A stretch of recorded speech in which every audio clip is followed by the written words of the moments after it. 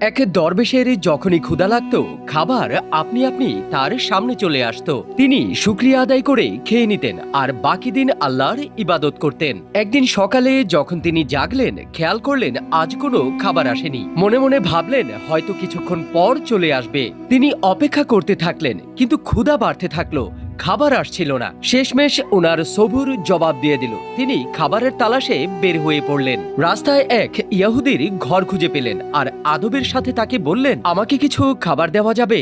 ইয়াহুদির দরবেশের কথায় মায়া লাগলো আর তাকে 2টা রুটি দিয়ে দিলেন। দরবেশ শুকরগুজারির সাথে ফিরে আসছিলেন। রাস্তায় ইয়াহুদির কুকুর তার পিছু নিল, জোরে জোরে ঘেউ ঘেউ করতে লাগলো। দরবেশ একটা রুটি কুকুরের দিকে ছুঁড়ে মারলেন। কুকুর রুটি খেলো, কিন্তু যখনই দরবেশ আগে বাড়লো কুকুরও ওনার পিছু পিছু গেল। তিনি দ্বিতীয় রুটিটিও কুকুরকে দিয়ে দিলেন। কুকুর ওই রুটিটাও খেয়ে নিল, কিন্তু তারপরেও পিছনে এসে ঘেউ ঘেউ করতে থাকলো।